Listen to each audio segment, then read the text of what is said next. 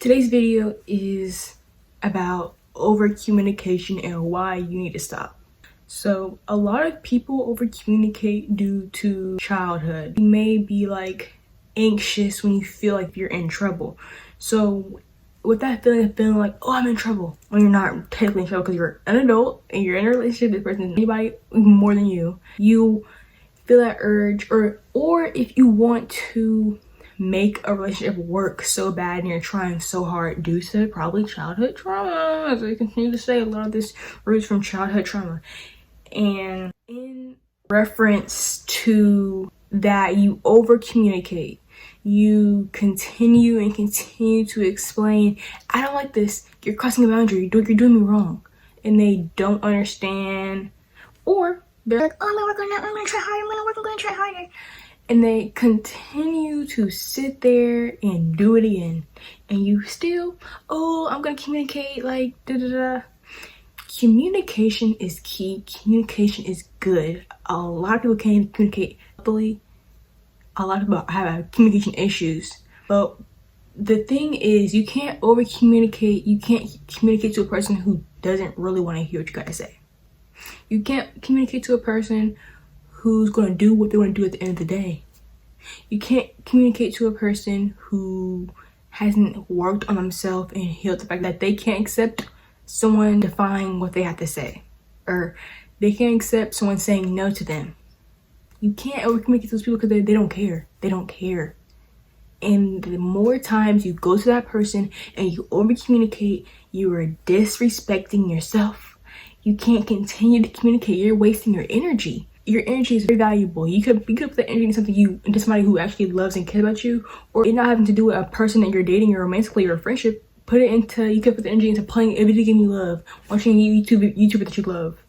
But you're putting this energy into somebody who doesn't care about you, who has shown to your face they don't care about you, but you continue to, oh, I want this to work, so I'm going to continue to explain myself, communicate that I want this, I want that. But they just showed you that they don't care. But they just showed you that you're gonna continue to talk and drain yourself, and I'm going to do what I want because I know you're not gonna leave me. It's a cruel and sad world that we live in, but you can't sit up here and waste the time you have on this earth. You only live you only live once. Even though I believe that you live a million times over and over again, you just don't remember the past. You right now who's watching this, you're only gonna remember this life once you die.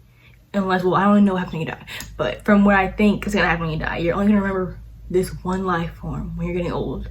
You're not gonna remember your past lives once you get reborn again. So why waste this one time you live trying your best to continue relationships and continue to exert your energy, make you feel drained and unwanted by somebody?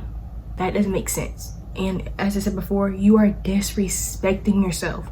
I see this a lot when it comes to relationships, where even Megan Thee Stallion, I think in her Genius interview on one of her songs, she said you can send a guy, and I'm saying guys are common because this can be for men and women, because there's both emotionally unavailable men and women. But I guess it's a bit more common in men because they're taught to suppress emotion. But you can send somebody, not just having to be a man, ABC, what they did, why it's making you angry, how they can fix it, or whatever, and someone can respond, what do you mean? Like, what are you talking about right now? Like, I don't understand. After they say I don't understand, you don't need to continue talking to that person. After they show you the first time I understand, like, okay, maybe they will change. After the second time, it should already be cut off. But if you give them another chance after that third time, it should be a done deal right there.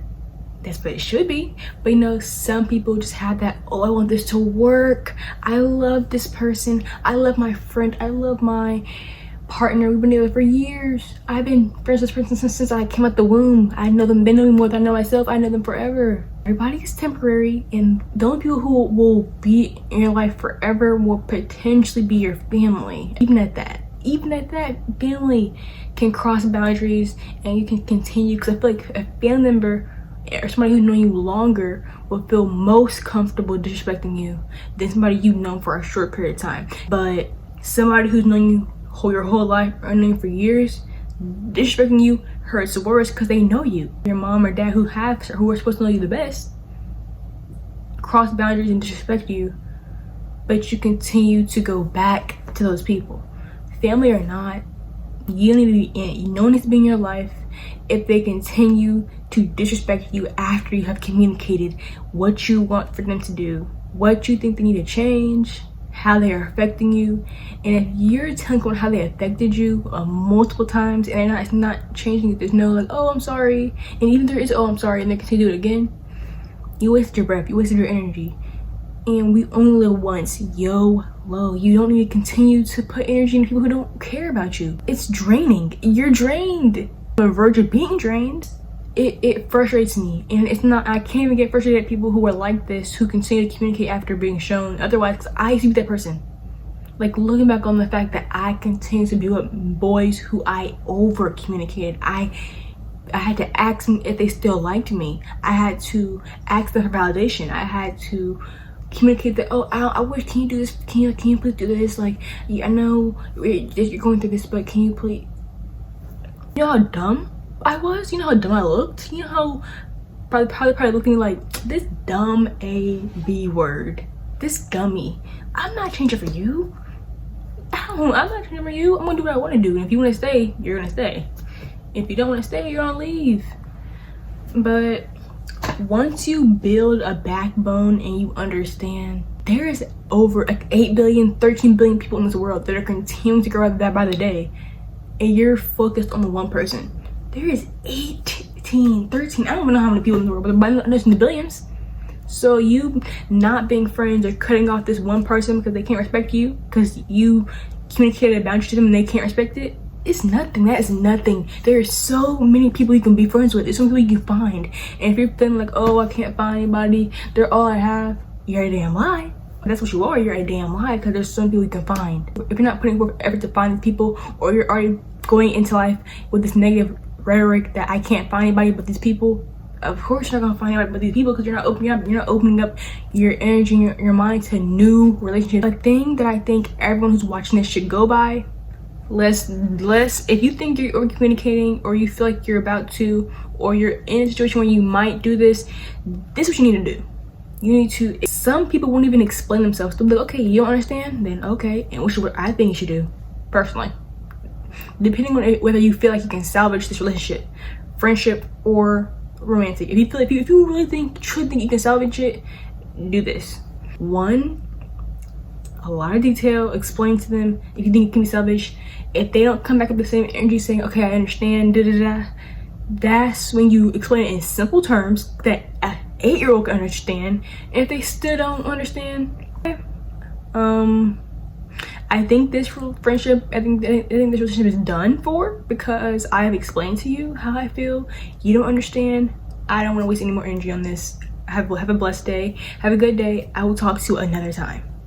Or maybe you just leave them on scene. I mean, the message get across either way. Maybe scene might be a little bit more raunchy, a little bit more mean to some people, but you're gonna be nicer, send them that goodbye, okay, it's not for me, or like come back, or say, or like be like, come back when you understand. Come back when you understand what you did wrong. Because even though in that moment that person who you're communicating to will not understand, best believe if they are in the wrong, they will, and it may take them years, months, days, hours to understand, okay, dang. When I was texting this girl, this boy, and being this kind of person, I was in the wrong. Like, I was in the wrong. I was on Twitter the other day, and this man said, I am sorry to all the females who I was with when I was emotionally unavailable and I did not have therapy in my life. I am sorry for all the heck I put y'all through before I healed my inner demons, before I got therapy. And when I looked at that, I'm like, that's applause to him. But you saying sorry and thank you, saying sorry, does that really affect anybody? No. But I'm glad that you're taking accountability for the fact that you were a bad person, and I'm glad you got help. That is amazing. We can applaud for him. I don't know how I feel about using trauma as an excuse. I don't know. Because I mean, trauma has built us. Trauma has built us who we are. It forms who we are. I have so much, I've been through so much. It's not even funny, but my response to this is laughing. It's funny to me, even though in reality it's funny. but it's funny to me because it happens to me. Someone is aware and they're telling you, I'm having a trauma response and this is who I am, you need to leave. Because in my relationships, I always told them my trauma that happened, and everyone who have ever dated has known the messed up things my parents-ish have done to me. And I always explain to them, I may react in this way because of this happening to me. This has altered the way I view things. I never say, okay, I did this when I had tested when I was younger, so excuse what I'm doing. I'm giving them the explanation as to why I act like this, and telling them I'm working on myself. So if you see me acting like this, call me out. That's different. But saying, oh, I have trauma, so we're kind of work with me and work around me. Not the same thing. Over communicating who says they have trauma and is not working on themselves is a waste of your time. And you might be like, oh, well, I can heal them, I can help them. I need to give them more time to. No, you don't need to give them more time. You need to be exiting, because somebody saying they have trauma and using it as an excuse is not ever going to end up well, because they're not getting help, especially if they're not getting help. What are you gonna help? Unless you're a licensed therapist, but even at that, you still have a bias towards this person, so you need to leave. That is the end of today's video. I don't know how short it is. Right now it says like almost 15 minutes long, so it might be cut into half, it might be cut, I don't know. But if you want any more advice, if you want any more topics to be talked about, leave a little comment in the comment section. Actually, I might film me getting my permit, so just wait for that video. Bye.